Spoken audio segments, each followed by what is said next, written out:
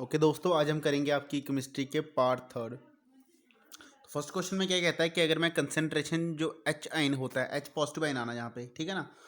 अगर H positive की concentration मैं 10 गुना ज़्यादा कर दूँ, 10 गुना ज़्यादा हो गई, तो उसके पीएच के ऊपर क्या असर पड़ेगा। फर्स्ट आपको पता होना चाहिए पीएच क्या होता है। देखो पीएच एक क्या होता है, स्केयर होता है, ठीक है ना, जिसमें नंबर होते हैं 1 से लेकर 14 तक, ठीक है। पीएच क्या होता है, एक स्केयर होता है जिसके ऊपर कितने नंबर होते हैं 1 to 14, जहाँ में सेंटर में आता है हमारा 7। जो 7 से ज़्यादा होते हैं उनको हम कहते हैं बेस, और जो 7 से कम होते हैं वो हो जाते हैं हमारे एसिड, और जो 7 होते हैं उनको क्या कहा जाता है, उनको कहा जाता है न्यूट्रल, ठीक है ना। तो ये आ गया पीएच के बारे में। अब जो पीएच की डेफिनेशन होती है, पीएच में क्या देखा जाता है, इसको कहा जाता है minus logarithm of concentration of the H positive ion. किसी भी चीज़ में एच पॉजिटिव आइन की कंसंट्रेशन कितनी ज़्यादा है। अब इधर क्या कहता है कि कंसंट्रेशन 10 गुना ज़्यादा होगी, एच था तो इधर क्या आया 10 गुना ज़्यादा आ गया, तो क्या आएगा देखो यार, माइनस लॉगरिथम आएगा ऐसे ही, है ना। एच पॉजिटिव रहा इधर ही जैसे था हमारा। अब log of M into N के इन्होंने पढ़ा होगा मैथमेटिक्स में, है ना। तो ये आ गया एम आ गया, आगे क्या आएगा लॉग ऑफ ऐसे 10 आ जाएगा। लॉग 10 क्या याद रखना आपने, 1 होता है। जब माइनस अंदर जाएगा तो क्या आएगा, minus log of H minus 1 हो जाएगा, ठीक है ना। माइनस लॉग ऑफ एच साथ में क्या आएगा, -1 आ जाएगा। तो क्या हुआ, कंसंट्रेशन ज़्यादा हुई या कम हुई, तो कम हुई ना। तो इसका क्या आएगा, डिक्रीज बाय 1, ठीक है ना। कंसंट्रेशन ज़्यादा होती है तो एसिड ज़्यादा हो जाता है, ठीक है ना। दूसरा हो गया आइसोटोनिक सोल्यूशन। ऐसे सोल्यूशन जिनकी कंसंट्रेशन क्या होती है, सेम होती है, उनको क्या कहा जाता है, आइसोटोनिक कहा जाता है, ठीक है ना। क्या रहती है, कंसंट्रेशन क्या रहती है, सेम रहती है।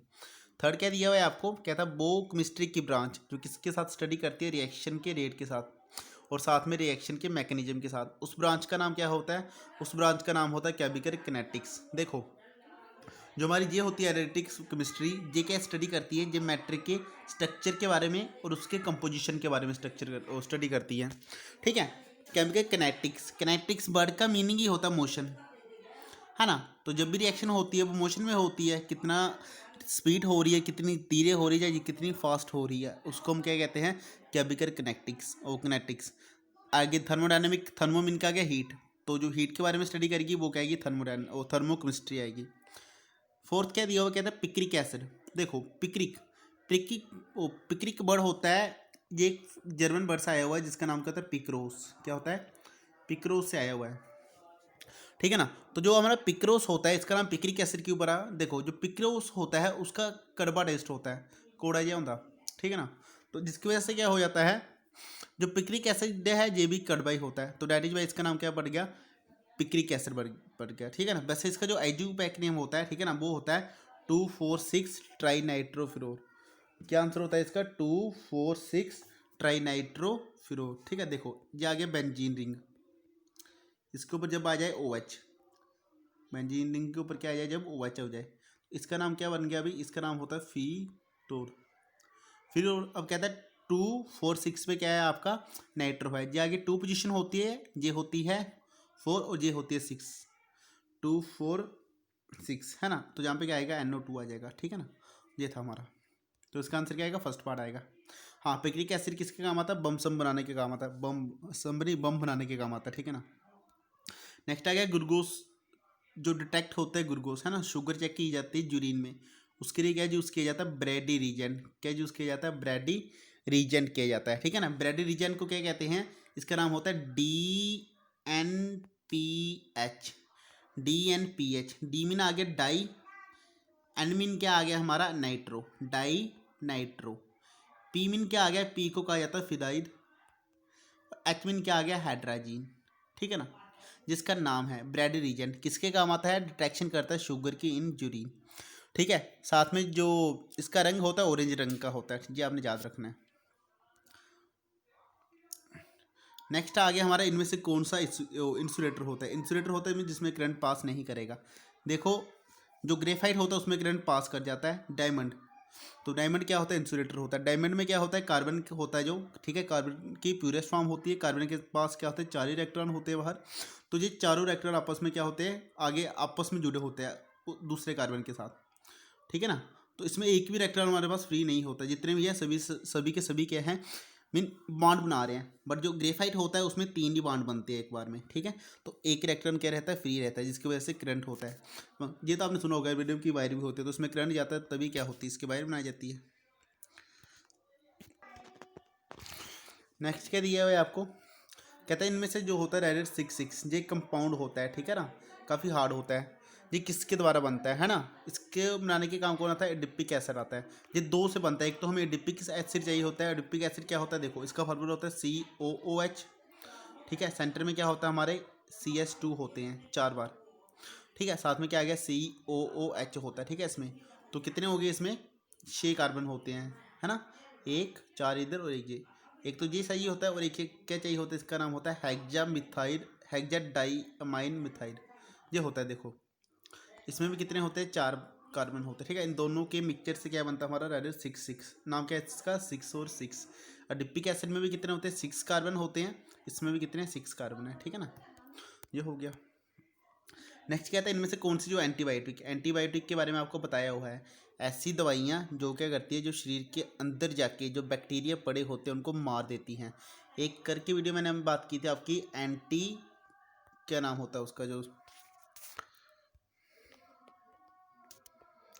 कर हमने बताया था आपको एंटीसेप्टिक के बारे में। एंटीसेप्टिक किसके बारे में बताया था आपको,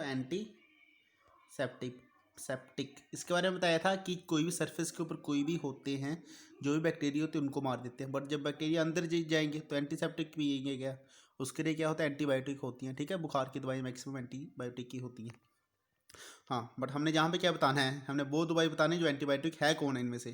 तो देखो एस्पिरिन का आपको पता है, ये क्या है, दर्द के काम आती है, ठीक है, दर्द निवारक दवाई होती है। अब आ गया कार्बपोज, ये दवाई क्या करती है, थोड़ा जो टेंशन होता है, ठीक है, जो हमारा ब्रेन होता है उसको थोड़ा शांत कर देती है, ठीक है। जो नर्व सेल होते हैं उनको क्या कर देती है, थोड़ा शांत कर देती है। मीन ये तो नहीं आएगी, ये टेंशन को कम करती है। एक होते हैं हमारे एम्पीसिड, ये क्या करती है, ये हमारी एक एंटीबायोटिक होती है, ठीक है ना, ये बैक्टीरिया को मारने के काम आती है, ठीक है ना, जो इन्फेक्शन होती है हमें, ठीक है ना, उसमें यही मेडिसिन दी जाती है। ओके, नेक्स्ट क्या है, कहता है इन सब में से कौन सा बांड है जो वीकेस्ट होगा, जितने भी बांड है। देखो आयनिक बांड क्या होता है, स्ट्रॉन्ग होता है, इसमें जो हाइड्रोजन बॉन्डिंग होती है वो सबसे वीक होती है। बाकी ये जितने भी बांड होते हैं ना, इनमें कोई ना कोई होता ही होता है। मीन इसमें जा तो इलेक्ट्रॉन आते हैं, जा तो जाते हैं, जैसे बन जाता है, फ्री में बन जाता है, कोई भी पास बैठा होगा उसके साथ अट्रैक्शन करेगा, तो कहते हैं बॉन्ड बन गया, तो ये सबसे वीक होता है, ठीक है ना। कहता है देखो जो लिक्विड ऑक्सीजन होता है उसका रंग कैसा होता है, वो कैसा रंग होता है उसका, पेयर ब्लू। रुक जाओ मैं आपको इसका एक पिक दिखा देता हूँ। देखो ये होता है हमारा क्या है, लिक्विड अमोनिया, ओ सॉरी लिक्विड ऑक्सीजन, ठीक है ना। तो किस रंग का, ये क्या रंग है इसका, पेर ब्लू, पेर ब्लू का फीका फीका, ठीक है ना, फीका ब्लू है जी। ओके भाई, आगे क्या आ गया, कहता है कैथोड रे होती है वो किस स्ट्रीम की बनी होती है। मीन कैथोड रे किसकी बनी होती है, देखो कैथोड रे होती कहाँ से मीटर, ये कैथोड से होती है। एक होती है एनोड रे, वो कहाँ से मीट होती है, एनोड से होंगी। कैथोड का चार्ज होता है पॉजिटिव, एनोड का क्या होता है सॉरी कैथोड का नेगेटिव, एनोड का पॉजिटिव। तो नेगेटिव चार्ज है कैथोड का, नेगेटिव चार्ज किसका होता है, इलेक्ट्रॉन का। तो जो कैथोड रे किसकी बनी होती है, इलेक्ट्रॉन की बनी होती है। यूरिया होता है नाइट्रोजीनियस, क्या सा फर्टिलाइजर होता है, नाइट्रोजीनियस। यूरिया के बारे में बताओ, ये होता है NH2 C डबल बॉन्ड हो NH2, ठीक है ना। तो क्या होता है, ये एक नाइट्रोजन इसमें ज़्यादा पाया जाता है, ठीक है, ये होता है एक नाइट्रोजीनियस फर्टिलाइजर होता है। ओके, ये नंबर जहाँ से मिस्टेक हो गया इस नंबर पे फ़ोन मत कर देना, बाई मिस्टेक गलती से ये नंबर आ गया। ओके, अब ये देखो आगे हम आगे, ओके ये आगे ना, यूरिया क्या होता है, एक नाइट्रोजीनियस होता है, ठीक है ना, नाइट्रोजन प्रोवाइड करता है, पेड़ पौधों को नाइट्रोजन चाहिए होता है। अब कहता है इनमें से सिंपलेस्ट हाइड्रोकार्बन, ठीक है, सिंपलेस्ट होता है जो एक ही कार्बन से बना होता है, वो मीथेन ही होता है। मीथेन क्या होता है, सिंपलेस्ट। मीथेन में एक कार्बन होता है, विथ में 2 होते हैं, प्रोप में क्या होते हैं 3। तो एक कार्बन वाले को हम क्या कहते हैं, सिंपल हाइड्रोकार्बन कहा जाता है। डायमंड एंड ग्रेफाइट, ये दोनों किसकी फॉर्म होती है, एलोट्रॉप होती है कार्बन के। एलोट्रॉप क्या होता है, जब एक ही एलिमेंट दो या दो की ज़्यादा फॉर्म में एग्जिस्ट करता है उसको कहा जाता है एलोट्रॉपी कहा जाता है, ठीक है। तो वो किसका बना होता है, आपका एलोट्रॉप होते हैं उसमें, है ना। देखो एसोटॉप क्या होता है, जब एक ही कंपाउंड का स्ट्रक्चर डिफरेंट होता है, इसमें कंपाउंड की बात की जाती है। एलोट्रॉप में किसकी बात की जाती है, एलिमेंट मीन प्यूरेस्ट फॉर्म की बात की जाती है, ठीक है ना। एसोमर हो गया, सॉरी एसोटॉप होते हैं वो एलिमेंट जिनका same atomic number different atomic mass. Isobar होते हैं जिनका, एसोमर क्या होते हैं जिनका क्या होता है, सेम वो होता है, क्या कहते हैं उसको, डिफरेंट स्ट्रक्चर होता है। नेक्स्ट क्या आगे, कार्बन की वैलेंसी। कार्बन की कितनी होती है वैलेंसी, 4 ही होती है। ये कितने बॉन्ड बनाता है, 4, क्योंकि इसके पास इलेक्ट्रॉन कितने होते हैं, 4 होते हैं। ठीक है, तो ये थी हमारी आज की वीडियो। कोई डाउट होगा तो हमें बता देना।